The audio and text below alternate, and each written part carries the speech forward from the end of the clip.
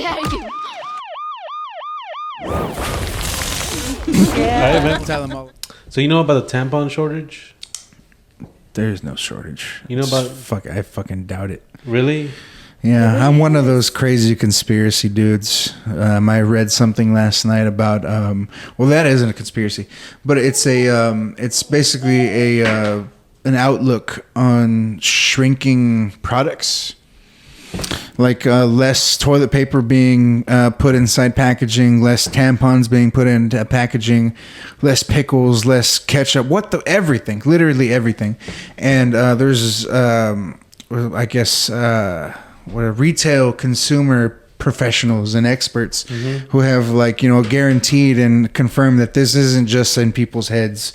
The price of deodorant, goes up, and as well as the size goes down. It's just a pattern that happens. And they said that it's been picking up since the pandemic.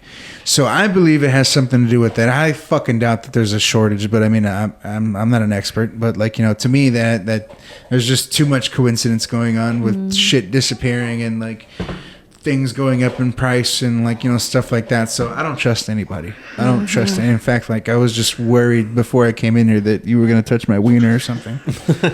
Definitely not. You don't ever have to worry about that. I don't trust nobody. Trusting nobody. That was Stone Cold Steve Austin. Yeah. That was his thing. His shit was trust no one, and I think that fucked with my head. Really? He never trusts Vince McMahon. No, exactly. No, fuck that guy. He first white guy that broke my heart. Yeah. Why did he break your heart? I think it was whenever he actually got to do the stunner on Stone Cold. Oh yeah. He got him back one night, because he had given Vince McMahon the stunner a number of times. Right. And then he fucked with him one night, and Vince McMahon gave him the stunner, and I was just like, how could that happen? How could God let that happen? Yeah, I know. It's just unimaginable. But that's what they do. That's what bosses do a lot of the times. They'll make sure that they fuck you over to let you know who's boss. No matter how fucking big your clout is. I would hear that a lot in my jobs. I would hear a lot of fucking shit like that. Right before they were gonna can me, they'd say some stupid shit well, Max, if you wouldn't eat all the cheese board items out of the walk-in, you'd still have a job right now. I'd be like, fuck you, dude. Just go fuck yourself. Obviously I deserve to be fired because the cheese board items equal up to $80 a week. And they never took that out of my check, but he didn't have to fucking, he could have just, to tell me that. He could have just fucking fired me. No I didn't need some condescending bullshit. Exactly. Because now you can claim discrimination or something. I was going to tell you, so what was the worst job you've had? RGIS. Off the top of my fucking head. RGIS. They are, basically, their day in and day out job is the worst part of retail. Do you guys ever work retail? I have. Yeah. What was the worst part of retail? Fucking everything. I don't know. Yeah. But the hours, managers. inventory. Yeah. That's what I'm talking about. RGIS is an outside company that places like Walmart and Kroger and big companies or small companies hire, and they double check the inventory for places.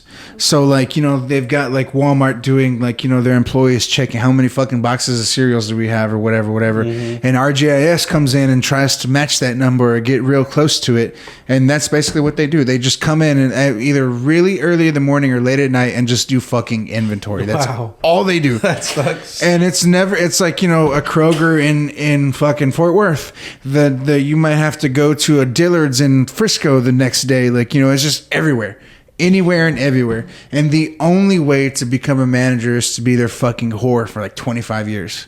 And the people that I met at managers are just they were just fried, absolutely fried, and just dead like zombies on the end. Yeah.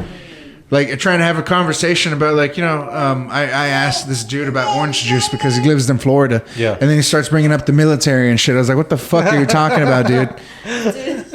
What the fuck? Yeah. People are just lost in their fucking lives. The worst job in the fucking world. I hated it so goddamn much. Dang. Hell no, man. Okay. I hated that goddamn job so much. So look, speaking of South Texas mayor arrested and accused of bribery and fraud. See, what was I saying? I was telling you that has something to do with Mexicans. I bet. It says, I could be wrong. Hold on. Let's see. South Texas.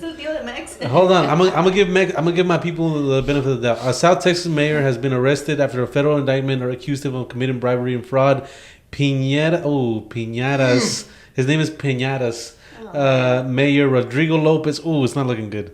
Was arrested on Monday. Damn, as he re-entered the country at the Hidalgo port. He was going into fucking Mexico. Oh shit. Holy shit. The 2-count indictment accuses Lopez of embezzling from La Jolla Independent School District from March. Oh fuck. That's stealing from the kids. That's why we don't have any fucking policemen outside of fucking schools. All the funding is gone. Hell yeah. The district made purchases totaling about 70,000 grand. 70 grand from a business Lopez runs. The indictment alleges Lopez also is accused. So he fucking got the school board to pay to a business that he fucking owns. Oh, okay, yeah. And then Lopez faces up to 10 years in prison per fucking count, bro. Damn. Wow. Ay, way. It's not looking good. What can you tell me about South Texas and is there a lot of corruption going on there? Right now, I have no idea. But whenever I was living there, there was always shit going, like that thing we pulled up earlier, the 7 bodies found in Mexico with shit carved into their bodies. Oh, wait. Let me pull that up. There was always shit like that going down in Brownsville. Because Brownsville is real close to Mexico. What border are you guys close to? Is it the Reynosa? No. Victoria isn't really close to a border. Okay. Victoria is just close to the closest thing it's to, honestly. It's the Gulf of Mexico. Yeah. Okay. So it's right on that bend where Texas is. Gotcha. One side going away from Victoria leads to there.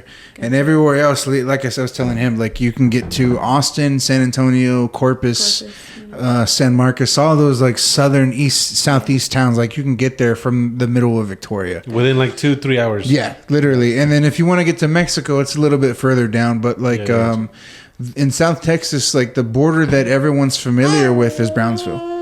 Right, and there was just, whenever I was living in South Texas, there was so much fucking shit going on down there like this. 7 men in Mexico shot in the head and put on display on the streets in plastic chairs. They would they would do shit like that. They would hang, they would hang whoever was fucking around or whatever from freeways and passes, and people would be like, oh shit, we gotta call the cops. There's another body, right? Just stuff like that. But I guess back then it was just a little bit, more creative. This just seems kind of lazy in my opinion. Let's see. I don't know. It says Mexican authorities say that the bodies of 7 men were found sitting in plastic chairs on display alongside of the street in the Mexican state of Michoacan. According to Michoacan attorneys generals, the victims had all been shot in the head, execution style, and were placed individually in the sitting position chairs in the side of the road near the traffic circle in the city of Uruapan, which is a known drug zone. I think it's also a tourist spot. Shocking photos released to the media show a gruesome scene. All of the men reportedly aged between 15 and 40. Holy shit. They're tied to chairs by hands and feet, and some have threat messages nailed to their chest with ice picks. Oh, I thought it was carved. Never mind. Shit. Nah, they just got fucking stabbed with a fucking ice pick with a message on them. According to local authorities, a place card on one of the bodies, which were found early Saturday morning, read, "Warning, this will happen to thieves, kidnappers, sex offenders, and extortionists." Wow. Sadly, this wasn't the only instance of mass violence in Mexico.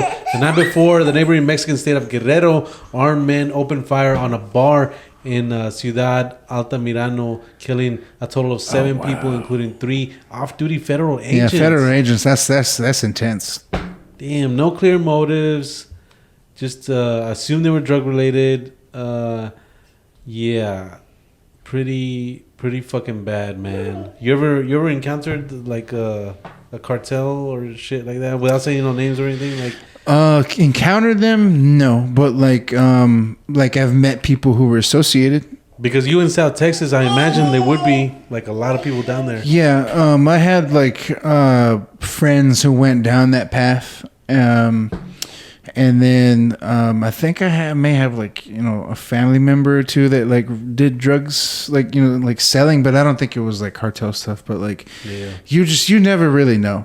You never really fucking know. Yeah, that's what's insane about it. But that white girl that I was telling you about was a fucking idiot because she went around telling everybody that she worked for the cartels. I was like, dude, you're stupid.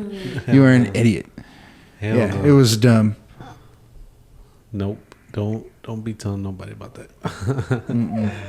Let's see. What's the next? Shoot a Jew in the head. Graffiti near Toronto University. Holy shit! The graffiti depicts a dead Jew with a kippa and side locks and a gun scopes crosshairs. Next to the cartoon, the text "Shoot a Jew in the head" is scrawled on the. Damn, man, they didn't show it. This sounds hateful. Here it goes. Oh, okay. Shoot a Jew in the head. This is what they were fucking sprawling. The graffiti, according to an image shared in Canada, depicts a dead Jew. Yeah. I have no idea what a kippa is. I think it's that thing that they put on their head. Or is it the star? No, it's not the star. The university learned of hateful anti-Semitic graffiti that was reported to be found in the village neighborhood. You know what? It condemns the anti-Semitic, the trouble. York noted that it could not be removed. It could not remove the message as it was not on its property. Hey, baby. She's going to have to go. You ever encountered any Jewish people? Yeah. Really? I actually have a friend who does comedy with me sometimes, and he's Jewish. Oh, really? And he's a truck driver. Shout him out. His name is Josh Curry. He's actually a pretty funny dude, and he taught me a little bit what he knows about obtaining CDLs, like different ways and stuff like that. Really? Because it's something I was considering recently. Because I like making money doing absolutely nothing. Absolutely. So if I can just fucking make money driving, that'd be cool. So, Hell yeah. That'd be interesting. But yeah, him and a couple other people, I can't remember now, but it was really funny.